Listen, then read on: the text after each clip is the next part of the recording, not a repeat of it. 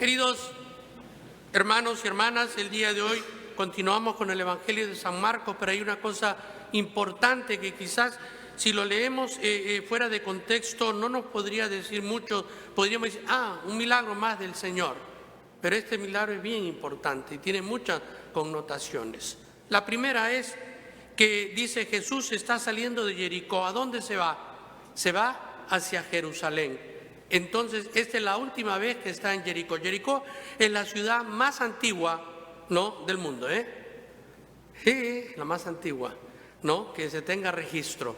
Y entonces, es una de Jerusalén a Jericó, es una zona de mercaderes, pasan por ahí todas las ¿cómo se llamaban las caravanas, ¿no? Porque antes el comercio, claro, ahora hacemos por avión, tren, barco, ¿no? Antes lo hacían en caravanas. ¿Y por qué en caravanas? No iba una sola, un caballito con la cosa, no, se lo robaban, ¿no? Entonces la caravana venía protegida con sus no refuerzos para que no le roben. Entonces era la forma de transportar, ¿verdad? Pero también se caminaba mucho. Entonces Jesús caminaba de un pueblo a otro, ¿no? Y era la última vez que pasaba por este camino, Así que ya sabemos la última vez que pasa Jesús. ¿Y quién no? Dice, está en compañía de sus discípulos y de mucha gente. ¿Por qué? Porque la fama de Jesús ya lo precede, ¿no? Y está yéndose a Jerusalén. ¿Y qué va a hacer en Jerusalén? Va a entrar, ¿no?, en Jerusalén el Domingo de Ramos. Entonces estamos hablando de que este es uno de los últimos milagros que el Señor hace, ¿no?, fuera de Jerusalén. ¿Y qué es lo cual es el ciego? Bartimeo, fíjense. Bartimeo, hijo de Timeos, que no está por aquí, no lo veo por aquí en el español, pero en inglés sí lo tengo, ¿no? Pero por eso a veces aquí en las traducciones de español me cortan mucho. Pero es importante ver que Bartimeo, ¿no?, Marcos lo ha querido registrar con su descendencia, porque cuando dice hijo de, es importante, uno no sale de nada, ¿no? Es un hijo de alguien. En esta tradición judía es importante de dónde viene su familia, ¿no? Y entonces él está sentado al borde del camino. ¿Y por qué? Por supuesto, porque todo el mundo pasaba caminando, las caravanas pasaban caminando, ¿no? Y entonces él le podían dar algo al ciego. Y estaba sentado ¿con qué? Con un manto. Y escucha que Jesús, el Nazareno, está pasando. ¿Y qué es lo que empieza a gritar? Ojo, este ciego, Y empieza a gritar, Jesús, hijo de David, ten compasión de mí. Jesús, hijo de David, significa Jesús, Mesías, ten compasión de mí. Él está diciendo una connotación mesiana porque sabían ellos claramente que el Mesías vendría de la línea de David. Y entonces es un ciego que reconoce quién está pasando. Los discípulos ni siquiera lo están entendiendo. Acuérdense qué es lo que pasa con los discípulos. Están peleando por los primeros puestos, están diciendo quién es más importante. Jesús le está diciendo, me voy a Jerusalén a morir, a ser crucificado, y después al tercer día, y los miran y entonces ¿quién es más importante de nosotros, no? Y se sigue repartiendo, y los discípulos que están más cerca de él, dice, Señor, cuando estés en tu reino, que seamos sentémonos a la derecha y a la izquierda. Y sin embargo, que es ciego, puede ver quién es. Este es el Mesías y lo anuncia claramente, ¿no? Pero ¿qué es lo que pasa? Hay gente que le está a su alrededor diciendo, déjenlo al maestro, cállate. Hay una cosa importante. Lo primero que nos dice aquí el Evangelio, reconocemos nosotros el tiempo que Jesús pasa por nuestro lado. O tenemos vemos, pero no realmente vemos lo importante, ¿no? Muchas veces vemos muchas cosas, pero no vemos lo que realmente es importante. Este ciego que no podía ver, vio lo importante con los ojos del corazón. Vio que Jesús pasaba por su lado y sintió que ese era su momento y no lo iba a dejar escapar. Porque probablemente si él no hace este esfuerzo porque el Señor lo llame, ¿qué hubiera pasado? Jesús hubiera salido y él no hubiera regresado nunca más a Jericó, Entonces nunca hubiera recobrado su vista, ¿no? En nuestra vida tenemos que tener estos ojos que son los ojos del corazón. Los ojos del corazón ven más allá de los ojos de nuestra vista, ¿no? Porque muchas veces, por ejemplo, me dicen, padre, es que no sé, voy a la misa y no siento nada. Es que estás mirándolo con los ojos, con tus ojos físicos, pero no con los ojos del alma. No estás viendo el milagro que acontece en la misa, no estás viendo que el Señor murió por nosotros, no estás viendo que estamos unidos a ese gran momento en que el Señor entregó su vida por la salvación de todos. Él pagó el precio de nuestros pecados para que nosotros pudiéramos ser perdonados, y que cada vez que nosotros celebramos la Eucaristía nos unimos a ese tiempo inmediato en la historia en el cual Jesús conquista la muerte, resucita y nos lleva y nos abre las puertas hacia el cielo.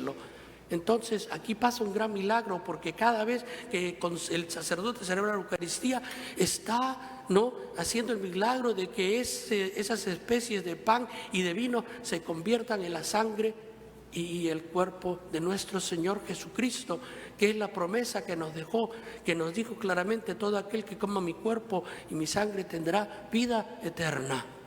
Entonces, todas las cosas, y si entendemos esto y podemos verlo con los ojos y sentir y regocijarnos en el momento en que recibimos la Eucaristía, en el momento en que estamos aquí escuchando la palabra de Dios, que es viva y que tiene la capacidad de cambiar nuestros corazones, entonces entendemos, todo eso lo vemos, ¿sabe con qué? Con los ojos del corazón, ¿no? Porque ya no nos fijamos y que es que hay aire, que no está hay aire, que está muy calor, que hay mucho calor, que el padre habla demasiado, que no me gusta como predica, ¿no? Es decir, no, ya vemos lo que está pasando, que va más allá, ¿no?, de nuestros sentidos físicos, que el Señor se manifiesta aquí, que baja del cielo, que los ángeles están aquí alrededor del altar del Señor. Y entonces esas cosas nos permiten sentir la presencia de Dios, del Espíritu Santo en esta iglesia. ¿Se dan cuenta? Y eso es lo más importante. Por eso es importante reconocer el momento en que el Señor nos visita, reconocer la presencia de Dios en nuestras vidas, entender que todo lo que hacemos y vivimos lo tenemos que hacer por el Señor.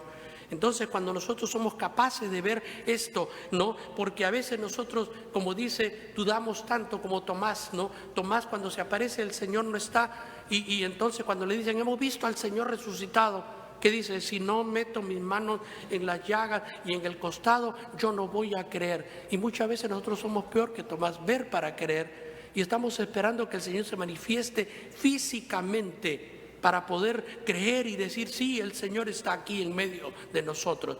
Y entonces cuando nosotros tenemos esa actitud, ¿qué es lo que estamos haciendo? Estamos impidiendo que nuestro corazón se abra y que pueda sentir esa presencia real del Señor en nuestras vidas, que nos comunica su presencia, su paz, su amor, la capacidad también de que nosotros podamos amar, porque si no amamos al Señor no tenemos la capacidad del Señor, porque el amor del Señor nos transmite la capacidad de poder amar. El que ama al Señor puede amar realmente al prójimo, el que no ama al Señor no puede amar al prójimo. Cualquier amor será un intercambio de necesidades.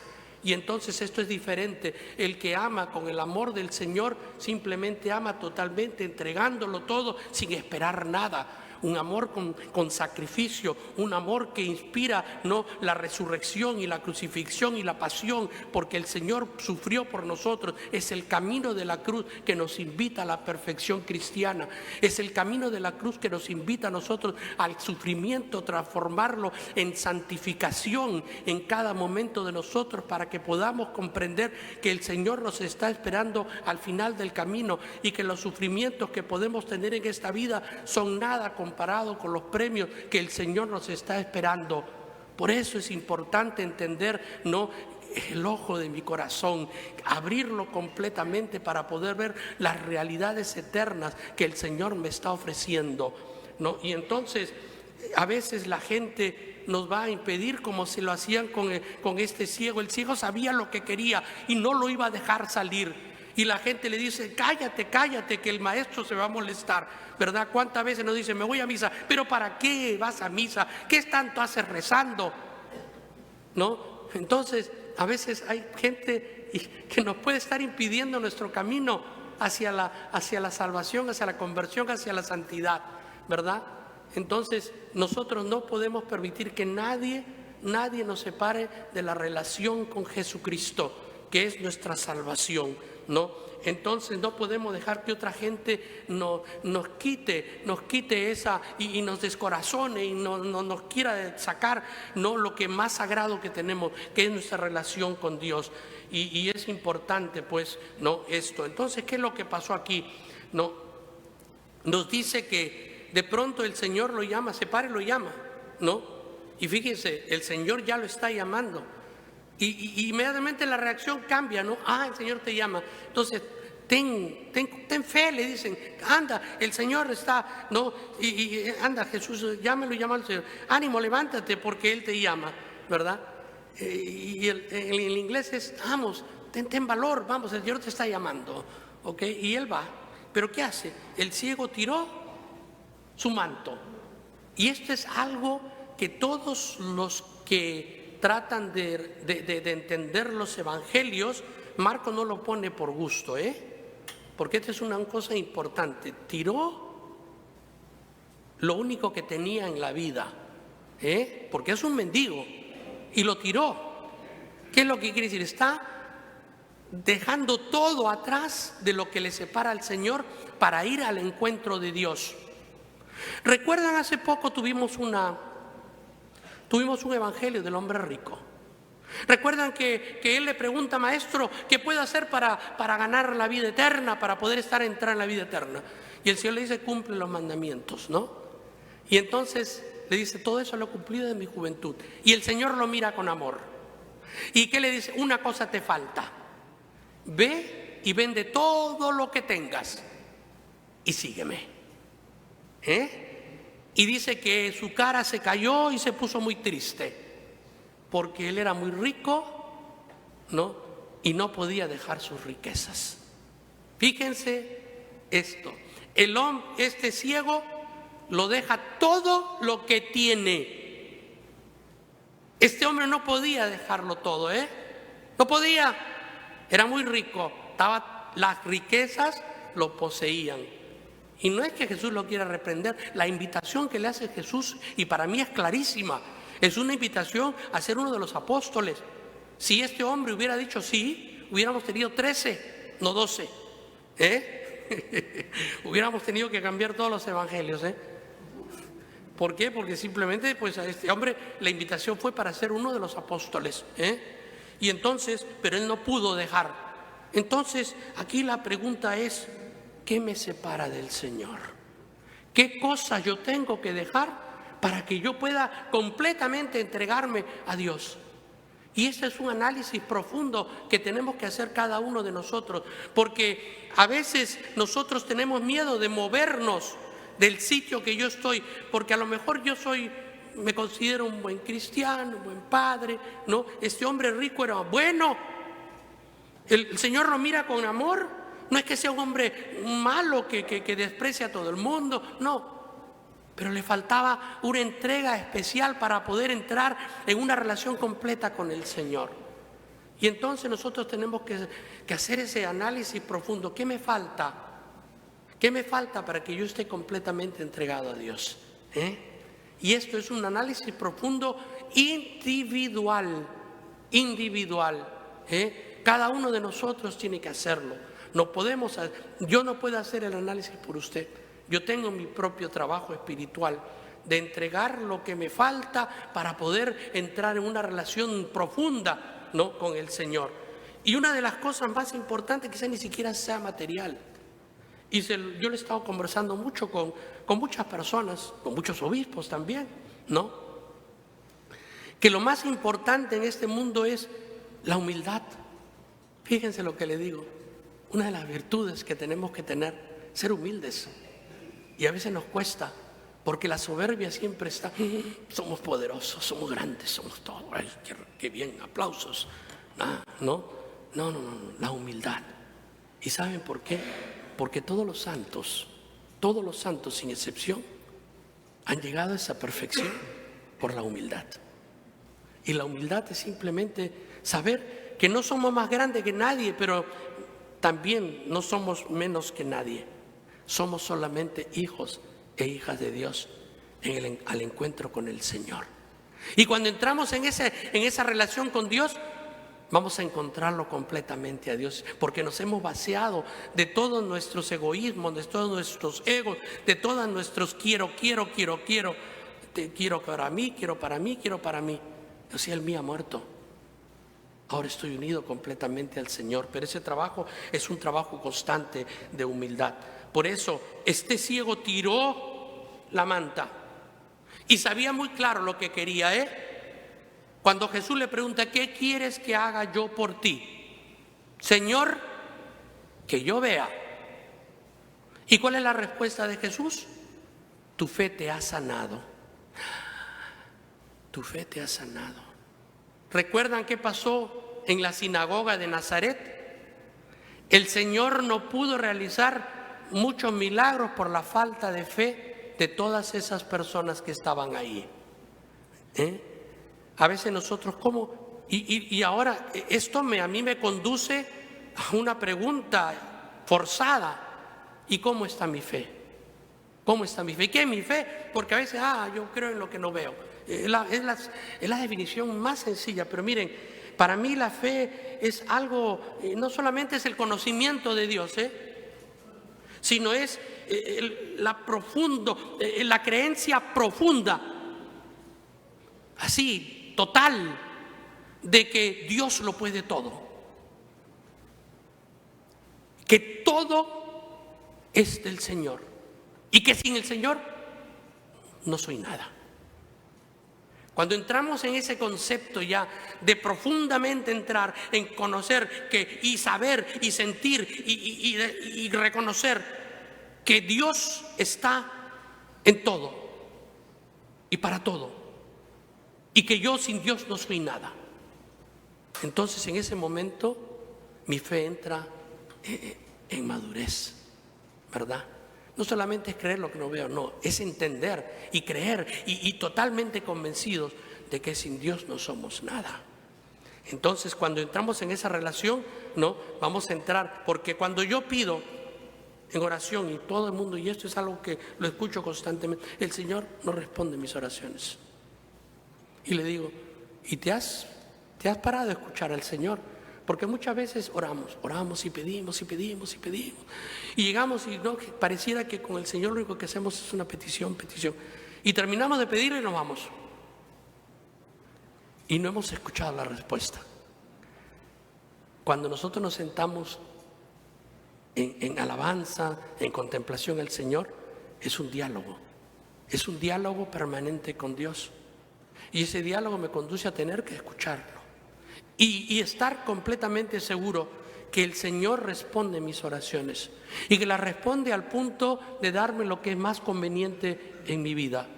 ¿Y saben por qué? Porque tenemos que referirnos también a la Biblia. Cuando el Señor dice, ustedes que son malos le dan cosas buenas a sus hijos, ¿no?